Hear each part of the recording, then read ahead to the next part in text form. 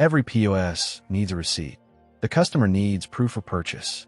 In this episode, we create a receipt page that shows all the sale details and can be printed with one click.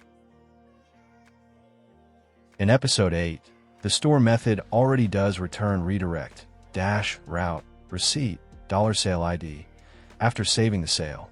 Inertia intercepts that redirect and navigates to the receipt URL automatically.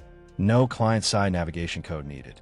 Now we just need to implement the receipt method and the page component. Add the receipt method to the controller.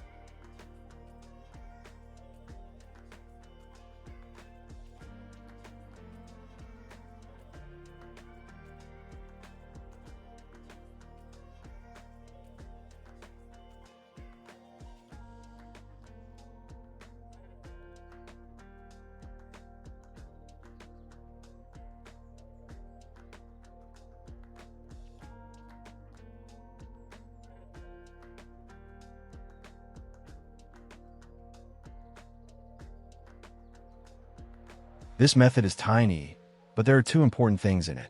First, route model binding. That's sale $sale parameter. Laravel sees the sale ID in the URL, fetches that exact sale from the database, and hands it to us ready to use. We wrote zero lookup code. Second, $sale-load items. Remember, our sale model has a has-many relationship to its line items. By default, those items aren't loaded, so we call load to eager load them now. This way, when we send the sale to React, all its items ride along with it in a single payload. Then we render the POS/receipt page, passing the sale down as a prop. And the receipt route. Though if you followed episode 8, this line is already there from when we registered it ahead of time. Let's just confirm it. A get route that takes a sale and points at our new receipt method. That sale segment in the URL is exactly what powers the route model binding we just saw. Now the receipt page itself.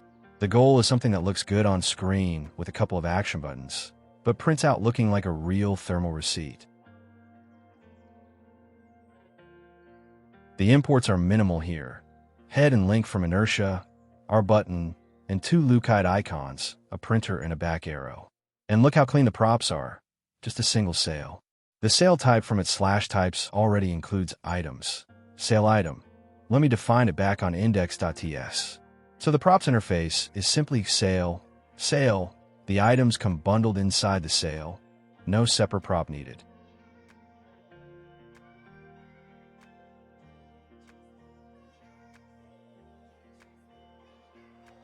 Add the sale item type here.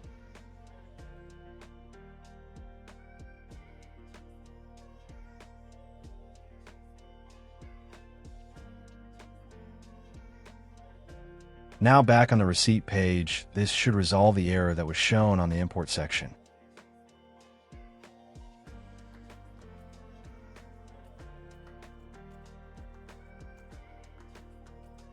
Now define the screen markup. Start with the export default function, which represents our component called receipt. You need to pass one prop called sale on it. Use the destructuring method to pass it down the component.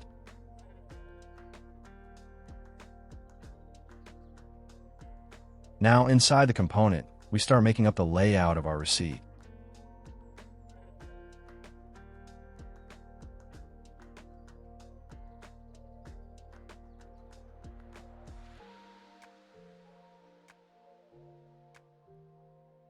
Create the sample sale and see how the app will redirect you to the receipt page from there.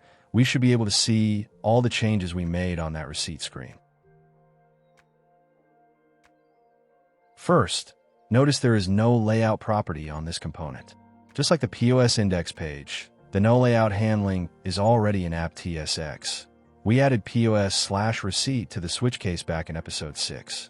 So this page renders without a sidebar automatically, giving us that clean full-screen receipt.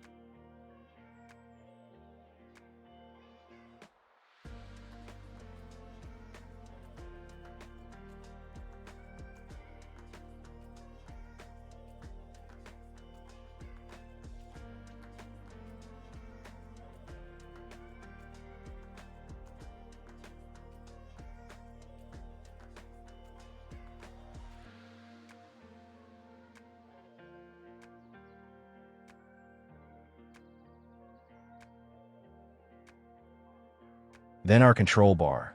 And pay attention to that noprint class, because it's the key to this whole episode. These are the buttons the cashier uses on screen, but that should never appear on the actual paper receipt. There are two. Back to POS, link to ring up the next customer, and a print button. And the print button uses onClick equals window.print directly as an inline arrow function. No need for a separate handle print function since it's a one-liner. Window.print is a built-in browser function that pops open the native print dialog. We get the entire print experience for free from the browser. Now add the body.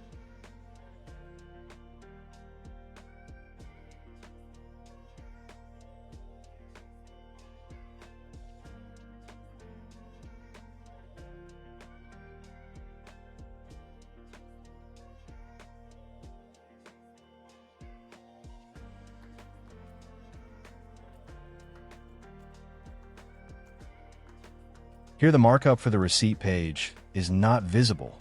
It can only mean one thing: there is a syntax error in our code. We need to see if there is anything missing on our code.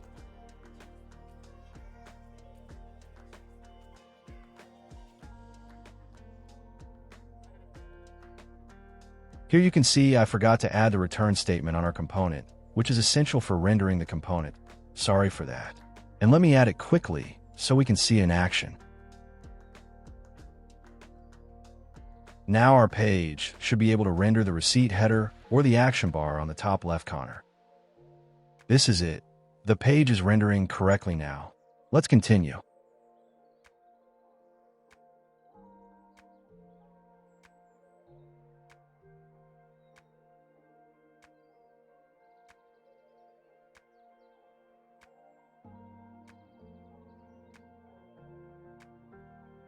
Now the receipt body. Notice the font mono and the narrow max WXS. That's what gives it that classic, narrow, monospaced receipt look, like it came off a till printer. The receipt paper class is a hookable style for printing in the next section. Up top, the header, centered. The shop name in bold, a tagline, then the date and time. We take the sales created _at timestamp and run it through to locale string, which formats it nicely for whatever region the browser is set to. And the receipt number, which is just the sale ID. Then the line items, separated by a dash border to mimic a real receipt. We map over the sales items, and each one shows the product name on the left and its line subtotal on the right. Below that, in smaller muted text, the quantity times the unit price, so the customer can see exactly how the line was calculated. And here's the payoff from a decision we made 2 episodes ago. We're reading item.product_name and item.unit_price straight from the sale item, the values we snapshot at sale time. So even if that product's price changes next week, this receipt will forever show what the customer actually paid. That's why we stored those fields instead of joining back to the products table. Below, another dash divider, the money summary, the total in bold to make it stand out, then the cash the customer handed over and the change they got back. All 3 come straight off the sale record we saved during checkout. No recalculating on the front end, just displaying what's stored. And finally, a friendly thank you footer to round it off. That's the whole receipt. Header, items, totals, and footer, all driven by that one sale prop. Now let's make it print properly. Now the print includes the action bar, as you can see here. Let's change that. We need CSS that hides the controls and makes the receipt look like a real printed receipt when a user prints the page.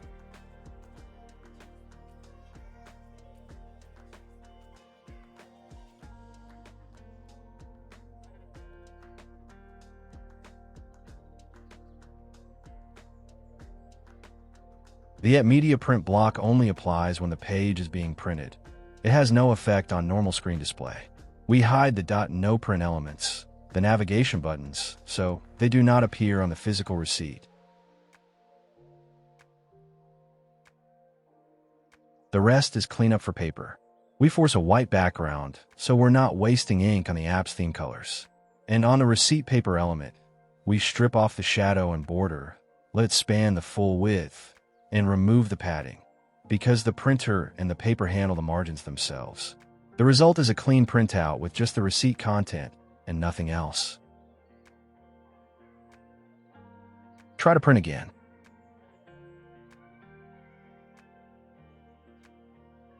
The receipt is done. After completing a sale, the cashier sees a clean receipt with all the items, totals, cash paid, and change. One-click prints it. The browser handles the print formatting.